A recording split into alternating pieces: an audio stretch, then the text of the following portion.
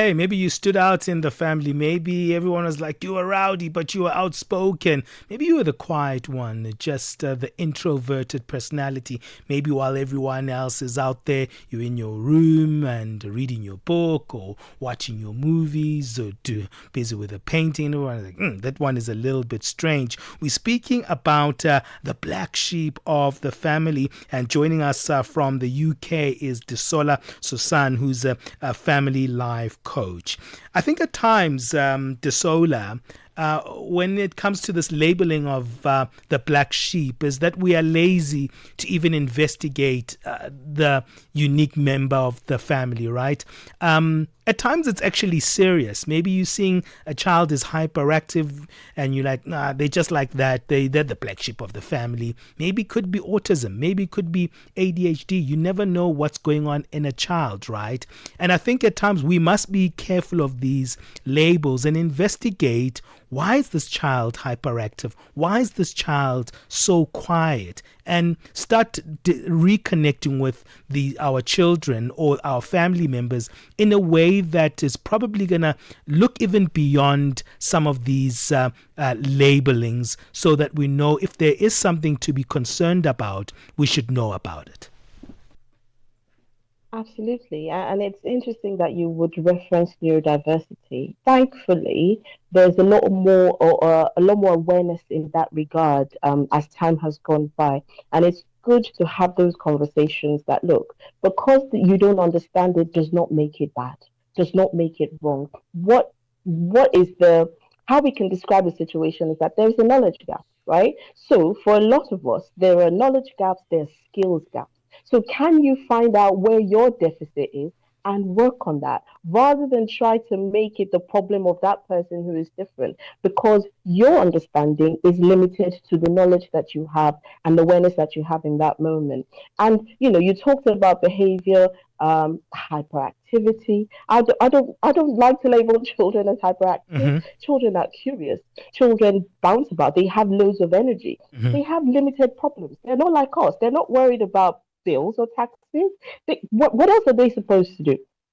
So it's actually normal for a child to have that energy to bounce about. It is what we then do and how we channel that energy. And also at the same time, understanding what is age appropriate behavior. Like I said, a lot of this is about knowledge, it's about a lack of awareness, it's about what Mm-hmm. we know, what we think we know, and what we don't realize that we don't know.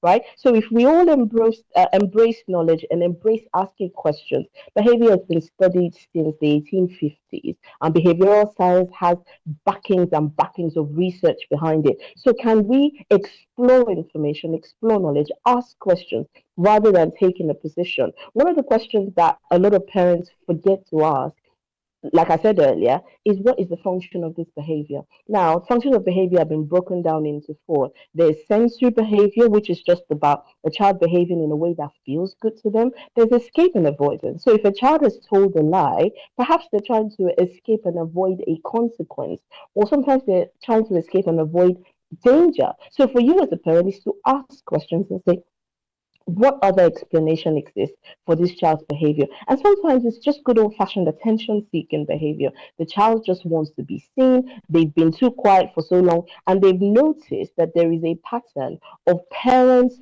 speaking up or showing them some attention when they behave inappropriately. So for the child, they can't tell which is right or wrong. What they know is when I do this, I get attention. So I'm going to do more of Mm. that. So again, for the parent, it's about saying, what am I giving attention to? How is it that the only time this child hears my voice or I look in their direction is when they're behaving inappropriately? How about I recognize when they are behaving appropriately and give some acknowledgement to that, because the child is going to repeat that behavior? And finally, there's the access to a tangible and item. So a child is acting out of character. Perhaps they are sunken or they're, overly excited because they want something. A tantrum is a good explanation here. So if a child has recognized that if I want something and I, wail and slam myself on the floor repeatedly, I usually get what I want. They're going to continue to behave that way. But if a parent recognizes that there is a pattern. When this child begins to act like this,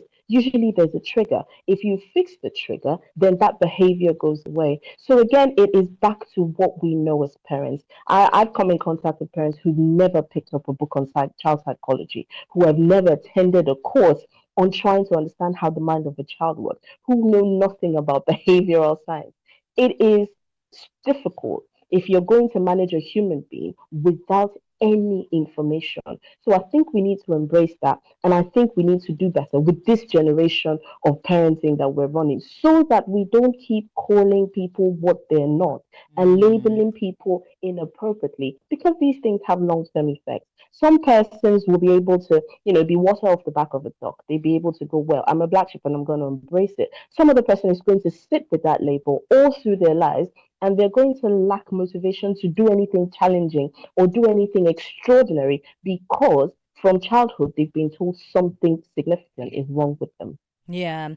And the danger sometimes can be that if that particular child doesn't feel validated or doesn't feel like they belong within the family household, which should be the place where you belong the most, they might start seeking that validation outside. And sometimes it couldn't be in very, positive ways. If you are an adult who's grown up feeling like a black sheep of the family, how do you recognize the patterns that come from that mindset and how you express them in society?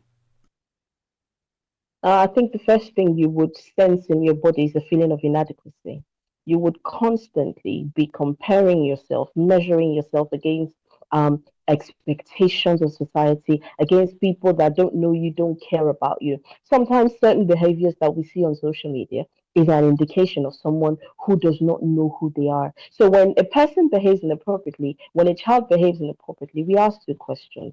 Is it that they don't know who they are, or they've temporarily forgotten? So if they don't know, is to remind them. If they've temporarily forgotten, if they don't know, is to inform them and ensure that there's structures in place that helps them realize it.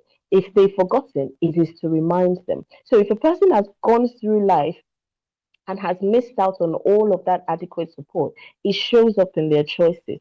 Sometimes it shows up in their physical presentation. You can just sense that there's something broken and there's something damaged about that person, what they consider appropriate, what they consider okay. Sometimes it's about their perceptions and their opinions about others. When a person is visibly a bully, it's a deficit. It's a self-esteem deficit. If someone can say something that's completely inappropriate and rude and disrespectful to another person without batting an eyelid, then it is a self-awareness deficit. It's a self-esteem deficit. So Mhm. if a person gravitates towards that, if they easily treat other people unkindly, if they find it difficult to form social connections with people, they can't maintain a relationship for an extended period of time, they're constantly judging themselves, they're constantly judging others, then it's an indication that something is not quite right and Mhm. they need to have it looked at.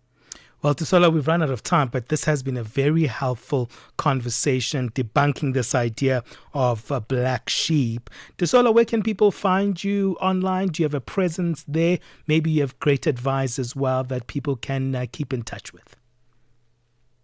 All right, so I have an Instagram page, Nice. Desola Sosan, just as my name is on Instagram. I do have a YouTube page as well, and I've run a few conferences. I have a conversation coming up next year, and we're looking at trauma-based relationships. We're focusing on people who have been exposed to trauma, who are not aware of it, and it's Mhm. impacting their choices and it's impacting their lives. So a lot more information will be available on those platforms from me. Well, Desola, thank you for joining us. I feel like we are having a Pan-African conversation, UK with Africa. It's fantastic. Thank you for joining us here on Channel Africa. Thank you so much. Desola Sosan is a family life coach. Do check her out on your socials.